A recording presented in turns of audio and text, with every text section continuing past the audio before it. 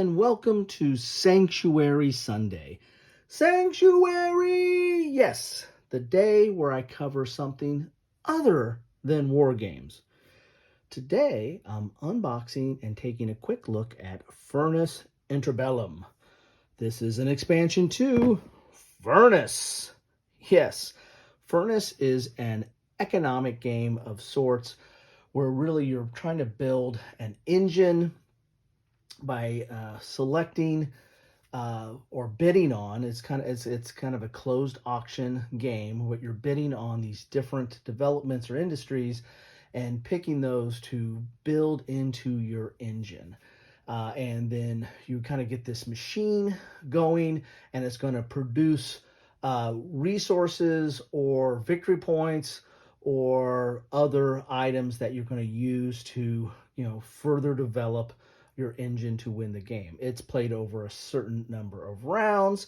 It's very tight. I use that term specifically because it's a very tight, compact type of game, in that the auction is very streamlined and not complicated. The engines that you're trying to build are not overly complex, but yet there's a lot of variety and a lot of choices there.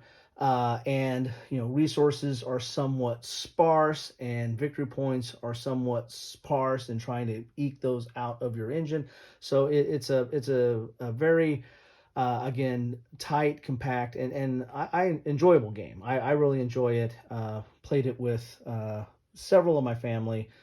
Everybody's played it, has kind of enjoyed it, and thought that it was a nice little engine builder, and it really doesn't outstay its welcome. So what does Furnace Interbellum give us? Well, it gives us more stuff. Isn't that what expansions are supposed to do? This expansion features new company and capitalist cards. You start out with your own unique capitalist, and so this is going to add a little bit more variety, because there was a set limit that came in the box, in the core box. So now we get some more. We get variable capital discs. That's something a little bit different, having these variable capital discs. A set of components for a fifth player. We add a fifth player onto this. So that's nice, because I have 5 people in my family, and only 4 of us can play it till now. Manager token for business school cards. That's something new, this business school.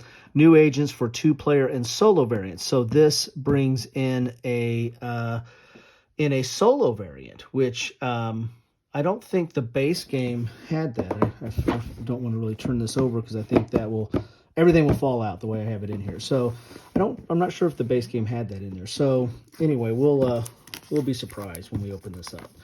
I'm hoping I can put everything back in the box, because that is what I like to do with expansions, is take the expansions and put everything back in the base box to save space. But I think this game came with an insert, so I'm not sure if I can, I don't know if everything's going to fit back in, because if I remember correctly, it was relatively tight. Nice box, nice art. I really like the art on here, and how it's, kind of minimalist, but yet evocative of the period. I mean, you see that, you're going to be playing a game about industry right there. We've got the expansion rules here, which are 11 pages long, with some clarifications there. Let's see what we have here. We got an overview in the rules. We got the expansion components, how you're going to make these new discs, the new components,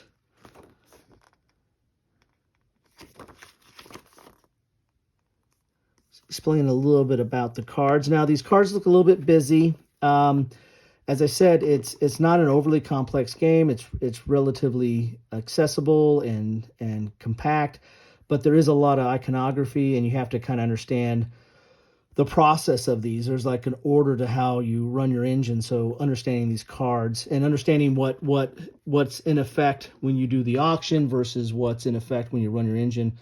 But that becomes second nature after you play a game of this. New effects and terms. As I said, this looks really like math equations, but it's really not that complex. Here's setup.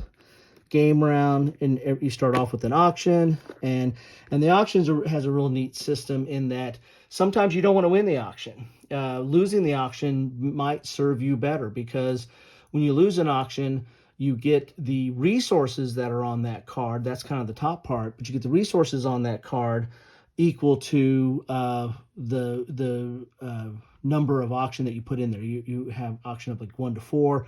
So if you put a 2 in there, you're going to get 2 of that resources, or 2 times whatever that resource is on that card. You might really want that resource. You might not really want the card. You really want the resources, so you don't want to win that auction. So again, it's a really nice, again, tight and yet subtle strategy that permeates this whole game. Production phase, game variants.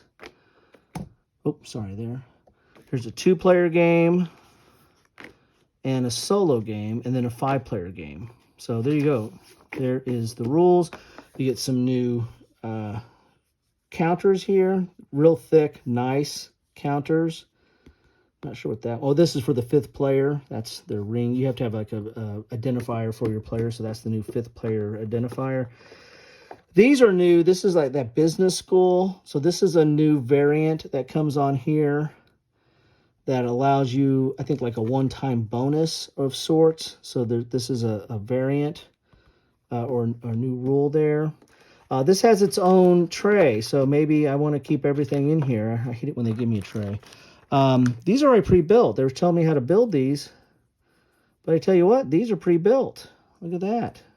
So enough of that having to build stuff. I like that. Some new resources. These are the core resources that you use in the game. They probably gave you some extra ones so that you have enough for a 5th player now. These are those new wheels. So you have one for each of the 5 players.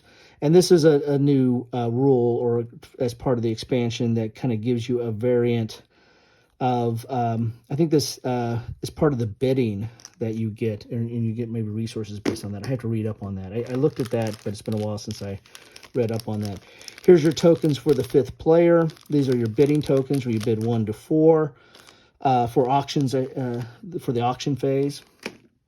And then we get these new cards here. Let's get into these new cards, because that is really one of the primary things of this. So there's 2 new variants in this game. These variable bidding or resource wheels, the business school, and that's the 2 new changes to gameplay. And then of course you're going to get some new cards, and you get the ability to have a 5th player. So let's see what we have here. So you get some new capitalists here. Looks like we got 3 of them here. Oh, we got 4 of them here. So this adds a little bit more variety, because you're going to start off with this, and this starting position really might change how you want to play the game. You know, it might give you all right, I'm going to start building towards that, because that's what my special ability is. So you get some new ones of those. That is cool. So you got 5 of those. It's like a magic trick. I keep on getting more cards. Some new building cards here. As you can see here, you've got some resources on here. This must be the business school. I have to read up on that a little bit. And I think you got some new, these might be the starting cards, because I think they have some new starting cards. These just might be the cards themselves. Yeah, here we go. So like if you want to do an auction on this one, if you lose and you bid 1, you'll get 2. If you bid 2, you'll get 4 of these resource. But if you win the card, you get this portion down here to put into your engine, so to speak. So anyway, so here's some of the new cards you get in here. Yeah, I read up on this like a month ago, and then I haven't. Oh, here we go. We'll look at those. Those look interesting. And I didn't brush up on this after I picked this up. So there you get some new cards. New cards are always fun in an expansion, right? And then you have these Is there only 4, or should there be 5 of those? Don't know. Don't know how many of those I'm supposed to get. I might have to look at the rules again.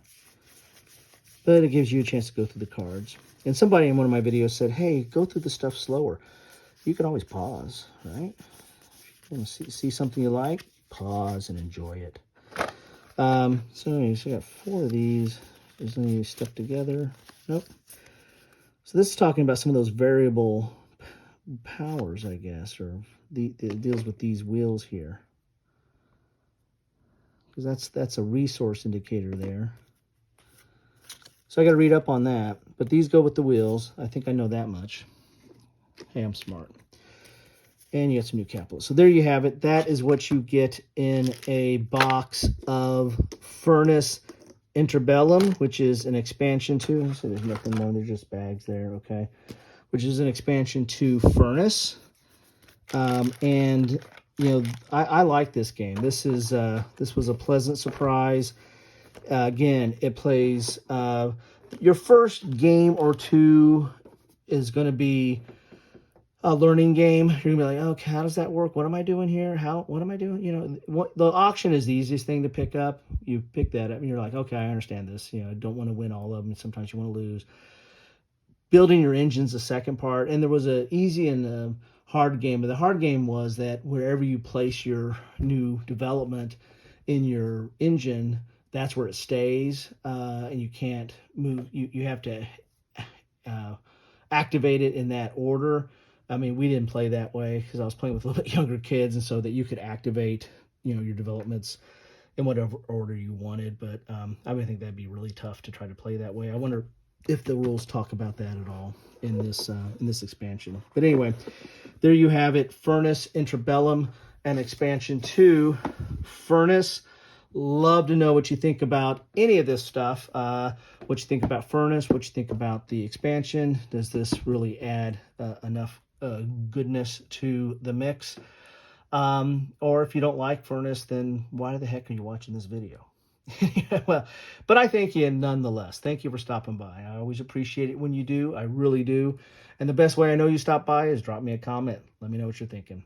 Anyway, that's what I have for you on this Sanctuary Sunday. Take care. Hello all, I'm back with a bonus. Yes, I unboxed everything in Furnace Interbellum. I punched out all the counter sheets and was able to get everything back in the box. So I thought I would share that with you. Have my rules there on top. And I did confirm that the base game was only 2 to 4. So now with this expansion, it's 1 to 5. So, you know, another reason I bought it for the solo play. I bag all the components because I put this on its side sometimes and stuff falls out. So I like to bag stuff in this case. So all the extra resources went in the appropriate bag. The extra 50 coins went in this big bag. The extra player piece went into that. I put the auction tokens in here. They surprisingly fit. All the cards fit here, and they fit relatively flush, so everything is now in here. These are the new agent cards here.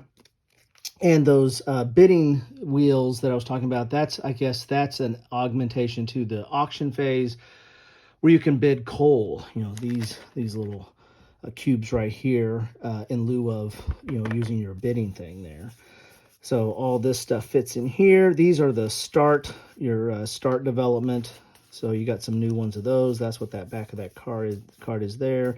And then you have the business school, and then the rest is your development cards that you're going to be playing with. The only thing I didn't fit into the counter tray was the counters that go with the business school and those little wheels, those bidding wheels. But those fit nicely into the bottom because there's enough space in here that they can fit without poking out from the box there. So there you have it.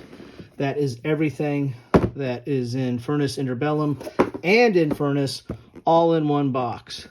Now you can go enjoy your Sunday.